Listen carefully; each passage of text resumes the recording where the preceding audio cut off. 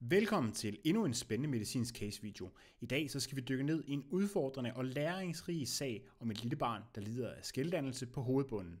Så lad os starte med at undersøge denne spændende medicinske udfordring sammen. Mit navn det er Mikkel Bak Jensen, og til hverdag så arbejder jeg på en hudafdeling.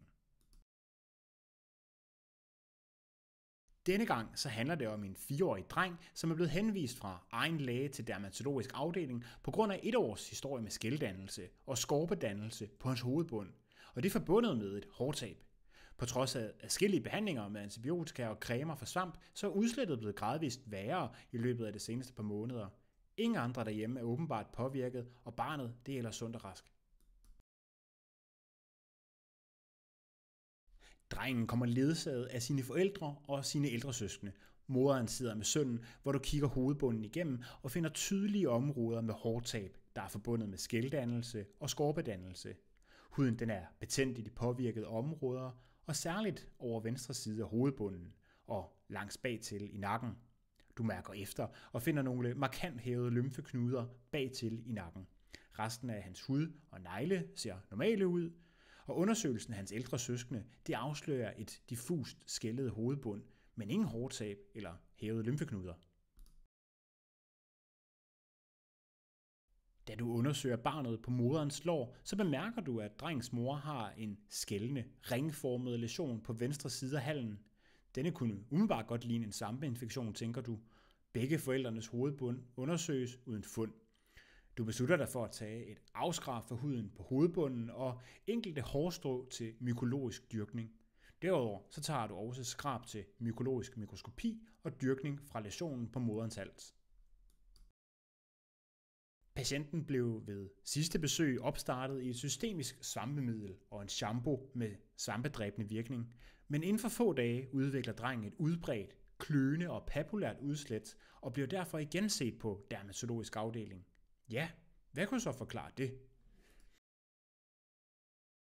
Jeg mener, at man lærer klinikken bedst ved at kunne hænge sin viden op på en patientcase, lidt ligesom overtåget på en knagerække. Derfor så stiller jeg her 3 spørgsmål til casen, som vi så sammen forsøger at besvare. Og første spørgsmål det er så, hvilken sygdom påvirker patientens hovedbund, og hvad kunne være årsagen til hans udbredte udslæt? Dernæst så, hvilke af familiemedlemmerne, som vi ønsker at behandle, og med hvad for nogle lægemidler.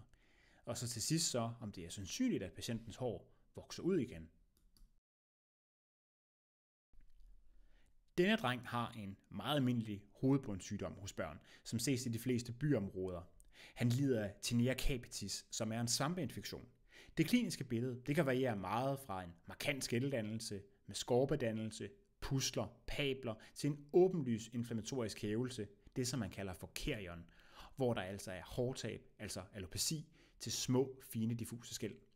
Hos børn så er tilstanden associeret med en hævelse af lymfeknuderne i nakkeregionen. Så i det her tilfælde, så har vores dreng så kerion. Efter opstarten af det her orale svampedræbende middel, så udvikler patienten en klassisk kløende, papulært, såkaldt id-reaktion, som er en immunologisk reaktion på infektionen, der kan falde sammen med opstart af behandling. Det er altså ikke en allergi over for det svampedræbende behandling, som det nogle gange kan antages. Id-reaktionen den kan håndteres med milde lokalsteroider og fugtighedsgivende cremer. De orale svampemidler de bør fortsættes. Svampen den spredes oftest fra barn til barn på institutioner og mellem familiemedlemmerne i hjemmet.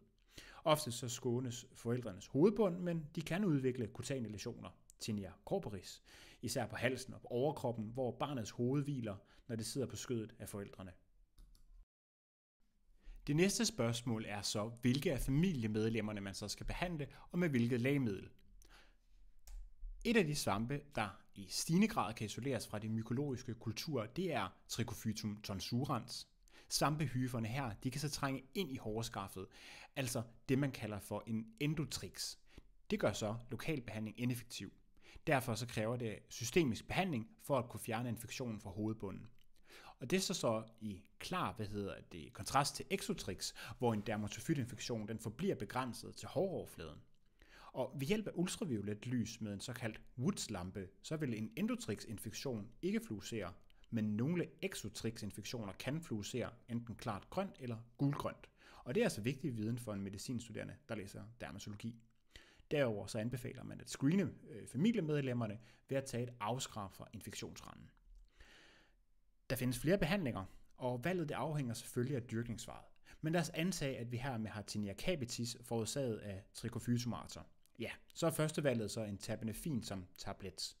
Behandlingen den gives efter vægt, og antager vi, at en 4-årig dreng han vejer 20 kilo, ja, så skal han altså have 125 mg per dag. Typisk så give behandlingen i en måned, og det er god klinisk praksis at lige at sikre sig, at behandlingen har virket ved et skrab efter endt behandling.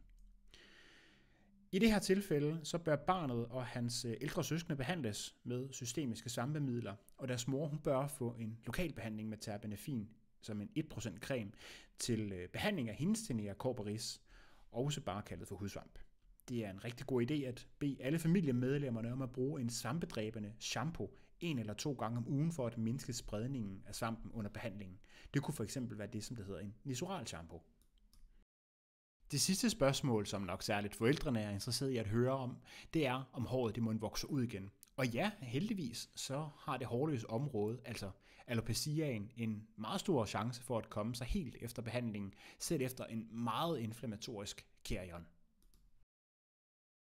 Det, som jeg synes, du skal tage med dig for den her case, det er, at de kliniske træk ved Tinea capitis, altså hovedbundsvamp, det varierer markant fra et mildt diffust skæld til pusler og hævelse. Og at børn, der er påvirket af Tinea capitis og deres nære kontakter, de bør screenes for infektionen ved hjælp af skrabninger for hovedbunden. Derudover så, at de systemiske svampedræbende midler, de bør gives, da flertallet af tilfældene, de skyldes infektion af hårskaftet og selve hårstrået, og det var det, som man kalder for endotrix. Mange tusind tak, fordi du så med den her gang. Jeg håber, du vil følge mig med fremadrettet. Og indtil da, have det rigtig godt og en god dag.